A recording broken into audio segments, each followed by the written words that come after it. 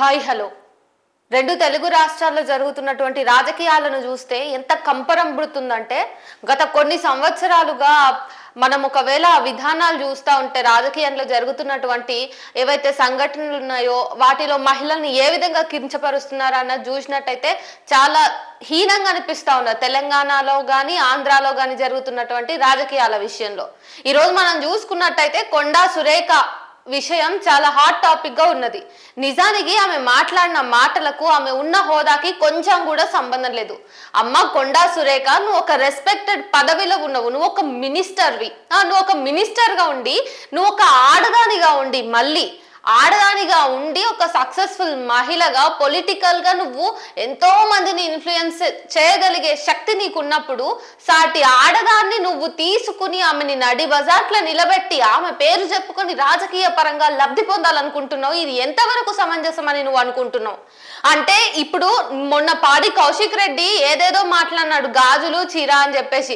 అప్పుడు అందరూ కూడా పెద్ద ఎత్తున బయటికి వచ్చి ఆడవాళ్ళని ఎందుకు ఇట్లా బలహీనంగా చూస్తున్నారు, ఇది కరెక్ట్ కాదా అని చెప్పేసి అందరు అన్నారు. మరి ఇప్పుడు ఒక మగాడు ఆడదాన్ని అనడం ఎంత తప్పో, ఒక ఆడదానిగా ఉండి అసలు సంబంధమే లేని విషయంలోకి అంటే సినీ ఇండస్ట్రీలు అంటే అంత పుక్కటికి వస్తున్నారా మీ అందరికి, పొలిటీషియన్స్ కి మరీ ముఖ్యంగా?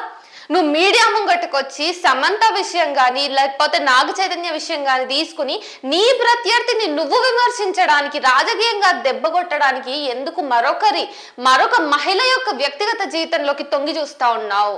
వాళ్ళందరినీ ఎందుకు నీ రాజకీయ వ్యూహంలో భాగంగా వాడుకోవాలని చూస్తా ఉన్నావు? ఇది ఈరోజు కొండా సురేఖ చేసింది, ఇంకొకరు రేప్ చేయొచ్చు. మీకు అందరికి ఎందుకు ఆడవాళ్ళ పేర్లు అంత చాలా ఈజీగా దొరుకుతున్నాయి? ఎందుకు మహిళ ఈ సమాజంలో వల్నరబుల్ కండిషన్ లో ఉన్నందుక, లేకపోతే ఒక మహిళ బయటకు వచ్చి చేసి ఎంతో కష్టపడి తన జీవితంలో ఎదగడానికి ప్రయత్నం చేసి ఒక సక్సెస్ఫుల్ పొజిషన్కి వచ్చిన తర్వాత మీ అందరికి కన్నులు గుర్తున్నాయా? ఆడదానికి ఆడదే శత్రువు అని చెప్పేసి ఎప్పటి నుంచో మన అందరి నోళ్ళలో నానుతున్న ఒక మాట ఉన్నది. ఆ మాట ఉత్తిగానే పుక్కటికి పెట్టిన మాట అది. దాన్ని పట్టుకొని మనం వేలాడుకుంటా ఈరోజు నీ రాజకీయ లబ్ధి కోసం ఇంకొక ఆడదాని జీవితాన్ని నువ్వు మధ్యలోకి తీసుకొని వచ్చి సంబంధం లేని టాపిక్ లో ఇరికియాలని చూస్తున్నావు. ఈ విషయంలో సమంతాన్ని ఎంత మెచ్చుకోవాలి, ఆమె మీద ఎంత ఎక్కువ రెస్పెక్ట్ పెరుగుతుంది, రెట్టింపు రెస్పెక్ట్ ఎందుకు అవుతుందంటే, ఎవరైనా ఒక మహిళ తన గురించి తన పర్సనల్ లైఫ్ గురించి పబ్లిక్ లకు వచ్చి ఇంకో పొలిటీషియన్ తో మాటలు కలిపి ఆమె మాట్లాడింది, విమర్శ చేసిందంటే ఆమెకు సంబంధం లేకుండా ఖచ్చితంగా ఎవరైనా కానీ పౌరుషంగా రెస్పాండ్ అవుతారు. కానీ సమంత ఏం చేసింది, నిజాలు అసలు ఆమె ఎంత సంయోనం పాటిస్తూ ఆమె రెస్పాండ్ అయింది అన్న చూసినట్టయితే సమంత మీద 1000 రెట్ల గౌరవం పెరుగుతుంది. ఇక కొండా సురేఖ విషయానికి వస్తే, నువ్వు ఒక 59 సంవత్సరాల మహిళగా పొలిటికల్ గా నువ్వు ఎదిగిన క్రమంలో నువ్వు ఒక్కో మెట్టు ఎక్కుతున్నప్పుడు ఎన్నో రకాలైనటువంటి అవాంతరాలని దాటొచ్చినావు. నీ మొగుడిని ఎవరైనా ఏమన్నా అంటే పల్లెత్తు మాట కూడా అననీయని నువ్వు ముందరుండి ప్రొటెక్ట్ చేసి డిఫెన్స్ గా వ్యవహరించే నువ్వు ఒక మహిళ జీవితాన్ని తీసుకొని నడి బజాట్లను ఆమె విషయం మీద అస్సలు ఎట్లా కామెంట్ చేస్తావు? కేటీఆర్ అని చెప్పేసి అదంటో ఇదంటో నీకు రాజకీయ పరంగా అపోజిట్ పొలిటికల్ పార్టీ లీడర్ ని విమర్శించాలని ఉంటే రాజకీయంగానే దెబ్బగొట్టు. అంతేగాని నువ్వు ఒక మగాన్ని దెబ్బ కొట్టడానికి, రాజకీయంగా దెబ్బ కొట్టడానికి, దాన్ని నువ్వు నీ ప్రయోజనాల కోసం వాడుకోవడానికి అసలు సంబంధం లేని మహిళని మధ్యలోకి దేవడం అనేది ఒక మహిళగా ఇది నీకు సిగ్గుజెట్టు. ఈ విషయంలో నేను ఒక మహిళ గురించి మాట్లాడుతూ నిన్ను విమర్శిస్తున్నా చూడు, ఇది నాకు కూడా సిగ్గుచెట్టు. అంటే ఈ సమాజం ఎట్టుపోతా ఉన్నది, రాజకీయం ఎట్లా నడిపిస్తున్నది ఈ సమాజాన్ని. ఈ రోజు నువ్వు అక్కడ అత్యున్నతమైన ఒక పొజిషన్ లో కూర్చొని ఒక మహిళ జీవితాన్ని మీద కామెంట్ చేస్తున్నావు అంటే నిన్ను చూసి నీ పార్టీ వాళ్ళు ఇన్స్పైర్ అవ్వచ్చు. మీడియా ముందుకు వచ్చినావు, మాట్లాడినావు. ఆ తర్వాత సమంత దీని మీద సానుకూలంగా అంటే ఎట్లా, సానుకూలంగా కూడా కాదు, మీరు ఇంకొకసారి నా జీవితాన్ని, నా వ్యక్తిగత జీవితాన్ని పబ్లిక్ లోకి తెచ్చి పొలిటికల్ గా వాడుకోకండి దయచేసి. నేను ఒక ఆడదానిగా గడప దాటి వచ్చి సినీ ఇండస్ట్రీలో మరీ ముఖ్యంగా ప్రతి ఒక్కరి కళ్ళు ఈ గ్లామరస్ ఇండస్ట్రీ మీద ఉన్న నేపథ్యంలో నేను అడుగడుగునా ఎదుర్కొన్నా, నేను ఎట్లా బయటకు వచ్చినా, ఎట్లా సక్సెస్ అయినా, నా జీవితాన్ని నాకు కావాల్సినట్టు ఎట్లా మలుచుకుంటున్నానా నాకు తెలుసు, నా సాధక బాధలు నాకు తెలుసు. దీని మీద మీరు నా జీవితాన్ని తీసుకొని పొలిటికల్ గా మీరు గ్రో అవ్వడానికి ట్రై చేయకండి, పొలిటికల్ గా మీరు మిస్యూజ్ చేసుకోవడానికి ట్రై చేయకండి అని చెప్పేసి చాలా సున్నితంగా ఆమె రెస్పాండ్ అయింది. ఈ విషయంలో చాలా మంది సినీ ప్రముఖులు కూడా రెస్పాండ్ అవుతా ఉన్నారు, ఇతరులు కూడా రెస్పాండ్ అవుతా ఉన్నారు. అయితే ఈ నేపథ్యంలో కొండా సురేఖ నువ్వు మరీ ఆలోచించాల్సింది ఏంటంటే, మీ మీ ఆడవాళ్ళందరూ కూడా రెస్పెక్టెడ్ పదవిలలో కూర్చున్నప్పుడు మాకు వచ్చే హోప్ ఏంటంటే, కనీసం ఇప్పటి నుంచి అయినా ఒక మినిస్టర్ పదవిలో ఒక ఆడది ఉన్నప్పుడు పొలిటికల్ గా పొలిటీషియన్స్ ఆడవాళ్ళని ఈజీగా విమర్శించరు అని చెప్పేసి ఒక మినిమం బేసిక్ ఎక్స్పెక్టేషన్స్ అనేవి మాకుంటాయి. అరే ఒక ఆడామె అక్కడ మినిస్ట్రీ పదవిలో ఉన్నదిరా, ఇంకెప్పుడు కూడా బలహీనతలు కానివ్వండి లేకపోతే ఏదో ఒక రకంగా ఆడదాని జీవితాలు సంబంధం లేకుండా రాజకీయాల్లోకి లాగరు, ఆడదాని శరీరానికి సంబంధించి కానీ ఆడదాని వ్యక్తిగత జీవితానికి సంబంధించి కానీ ఈ పొలిటీషియన్స్ ఇంకా నోరు జారకుండా జాగ్రత్తగా వ్యవహరించడానికి ఆడవాళ్ళు హెల్ప్ అవుతారు అని చెప్పేసి మేము చాలా నమ్మకంగా ఉంటాం. కానీ ప్రతిసారి కూడా మీరు ఇట్లాంటి పనులు చేయడం అనేది నిజంగా హేయమైన అంశము. కొండా సురేఖారెడ్డి గారు, మీకు మళ్ళీ అడుగుతున్నా నేను, మీరు ఏ రకంగా ఒక ఆడదాని జీవితాన్ని తెచ్చి బజార్లో నిలబెట్టాలని అనుకున్నారు? మీరు నిజంగా కేటీఆర్ నే విమర్శించాలంటే మీకు 1,00,000 అంశాలు దొరుకుతాయి, 1,00,000 పాయింట్లు దొరుకుతాయి ఆయన్ని విమర్శించాలంటే. అంతేగాని ఇతర స్త్రీలను మధ్యలోకి తీసుకొని వచ్చి ఆ స్త్రీల పేర్లు తెచ్చి వాళ్ళ జీవితాల్లో, వాళ్ళ వ్యక్తిగత జీవితాల్లో వాళ్ళు బిజీగా ఉన్న టైంలో నువ్వు సినిమా ఇండస్ట్రీకి సంబంధించిన వాళ్ళు అనే కారణంతో వాళ్ళని ఈజీగా తెచ్చుకోగలిగినావు. అంటే సినిమా ఇండస్ట్రీలో ఉన్నటువంటి మహిళలు అంత ఈజీగా దొరుకుతున్నారా మీకు? సినిమా ఇండస్ట్రీలో ఎన్ని సమస్యలు ఉంటాయి, అడుగడుగున సెట్ బాయ్ కాడ నుంచి ప్రొడ్యూసర్ వరకు ప్రతి నా కొడుకు నా కాలం చూసేదే. మరి ఇట్లాంటి ఈ నేపథ్యంలో మళ్ళీ పొలిటీషియన్స్ కూడా సినీ ఇండస్ట్రీ వాళ్ళని, సినీ ఇండస్ట్రీలో ఉన్నటువంటి మహిళలను అంత గ్రాంట్ గా తీసుకొని మీ పొలిటికల్ ఇన్ఫ్లుయెన్స్ కోసం మీరు గ్రో అవడానికి వాడుకోవడం అనేది నీచమైన అంశం. ఇక ఈ విషయంలో ఎంతో మంది ఫెమినిస్టులు మౌనం దాలుస్తున్నారు. వాళ్ళని ఫెమినిస్టులు అనాలంటే కూడా నాకు చాలా సిగ్గు అవుతుంది. చూడు ఫెమినిస్టులు మీరందరూ కూడా, మీరు నిజంగా ఫెమినిస్ట్ అయితే గనక ఇక్కడ తప్పు చేసింది ఒక మహిళ అని చెప్పేసి మీరు మిన్నకుండిపోకుండా, మహిళ తప్పు చేస్తేనేమి, పురుషుడు తప్పు చేస్తేనేమి, ఇంకొకరు తప్పు చేస్తేనేమి, ఫస్ట్ ఆఫ్ ఆల్ ఇక్కడ ఒక మహిళని అనవసరంగా రోడ్డు మీదకి తీసుకొని వస్తున్నారు, ఆమె క్యారెక్టర్ అసాసినేషన్ చేయబడుతుంది, లేదంటే వాళ్ళ వ్యక్తిగత ప్రైవసీకి ఉల్లంఘన జరుగుతా ఉందని చెప్పేసి ఫెమినిస్ట్ అయితే కనుక ఖచ్చితంగా ఈ అంశం మీద మాట్లాడేవాళ్ళు.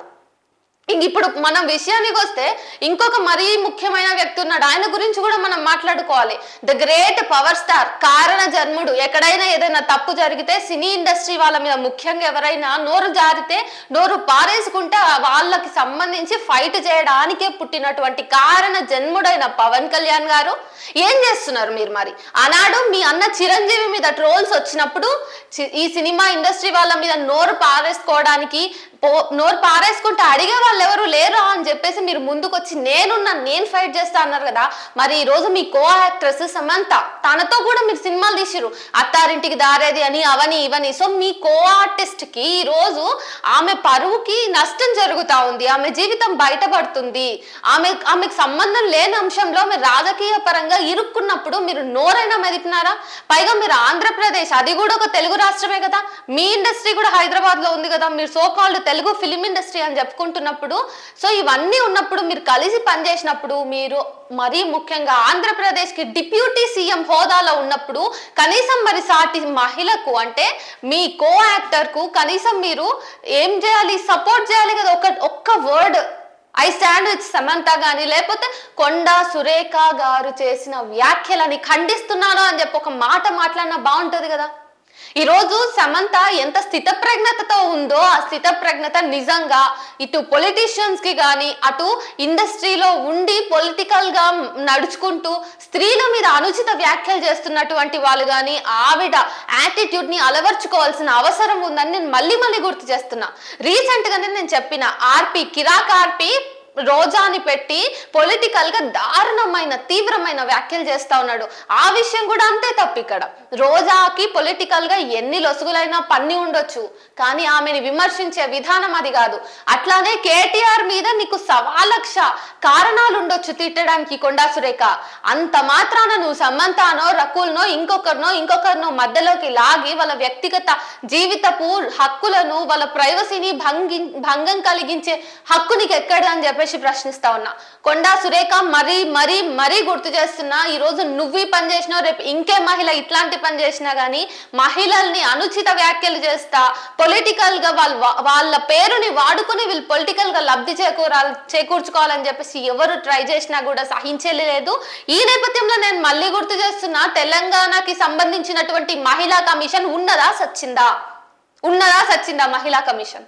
నిజంగా మహిళా కమిషన్ అనేది అటువంటిది ఒకటి యాక్టివ్ గుండి ప్రాణాలతో జీవంతో ఉండుంటే సమంతకి సంబంధించి వీళ్ళు ఇప్పటికే కొండా సురేఖ మీద కేసు పెట్టడమో లేకపోతే ఆమె నుంచి బహిరంగ క్షమాపణ చెప్పించడమో కానీ చేసేవాళ్ళు, తగిన చర్యలు తీసుకునేవారు. అంటే ప్రభుత్వంలో ఉన్నది వాళ్ళు కాబట్టి వాళ్ళు ఏదైనా చేస్తే మేము రెస్పాండ్ అవ్వమంటున్నారా? ఎందుకు మహిళా కమిషన్ ఇంత నిద్రావస్థలో ఉన్నది రాష్ట్రంలో? మహిళలకు ఎక్కడైనా ఏదైనా జరిగితే ఇమ్మీడియట్ గా మీరు రెస్పాండ్ అవ్వాలి. ఎందుకంటే ఇక్కడ ఏదో రకంగా డీప్ రూటెడ్ గా ఉన్నటువంటి పితృస్వామ్య సమాజంలో మనం బతుకుతున్నప్పుడు, ఆడదాని జీవితం గ్రాంటెడ్ గా చూస్తున్నప్పుడు ఖచ్చితంగా మహిళా కమిషన్ ఎంత నిద్ర లేచి ఉంటే అంత మంచిది, నిద్రపోకుండా ఎంత యాక్టివ్గా ఉంటే అంత మంచిది. మరి మహిళా కమిషన్ ఈ రోజు ఏం చేస్తుంది? సరే, సమంత రెస్పాండ్ అయిన తర్వాత కొండా సురేఖ రెస్పాండ్ అయింది, ఈ విషయంలో క్షమాపణ కోరింది. ఎట్లా కోరింది? అమ్మ కొండా సురేఖ, నువ్వేమో నిన్న మొన్న అందరు మీడియా మిత్రులను, మీడియా ప్రతినిధులను పిలుచుకుని మీడియా ముఖంగా ఆమె మీద అనుచిత వ్యాఖ్యలు చేసినావు. తీరా ఆమె చాలా స్టేబుల్ గా స్థితప్రజ్ఞతతోటి నువ్వు చేసిన విమర్శకి, నువ్వు ఆ మాట్లాడిన మాటలకి కామెంట్ చేస్తే, దానికి రెస్పాండ్ అవుతే దాన్ని నువ్వు ట్విట్టర్ రూపంలో చెప్తావా క్షమాపణ? ఏంటి అది కూడా ఒకవేళ మీరు మనస్తాపానికి గురైనటువంటి సిచ్యువేషన్ ఉంటే కనుక నేను క్షమాపణలు కొడతావునా, నేను నా మాటలు ఉపసంహరించుకుంటా అన్నది. క్షమాపణ అని కూడా అనలేదు.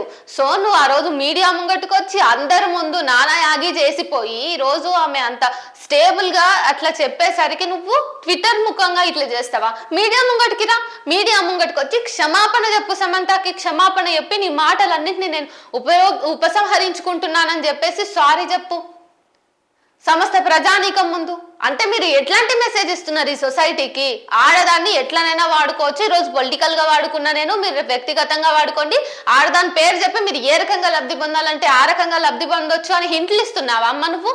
నువ్వు ఆడదానివే కదా. నీకు ఈ 59 సంవత్సరాల జీవితంలో అడుగడుగున మగవాడి నుంచి ఏదో ఒక బాధ వచ్చే ఉంటది. ఈ సమాజం నుంచి ఎన్నో రకాలుగా నీకు వేధింపులు గురయ్యే ఉంటావు కదా నువ్వు. మరెందుకు ఇప్పుడు ఇట్లా చేస్తున్నావు? ఖచ్చితంగా చెప్తున్నా, మీ తీరు మార్చుకోకపోతే ఖబర్దార్ కొండా సురేఖ, ఇంకొకసారి ఇట్లాంటిది పునరావృతం అయితే గనక ఖచ్చితంగా సహించేది ఉండదు.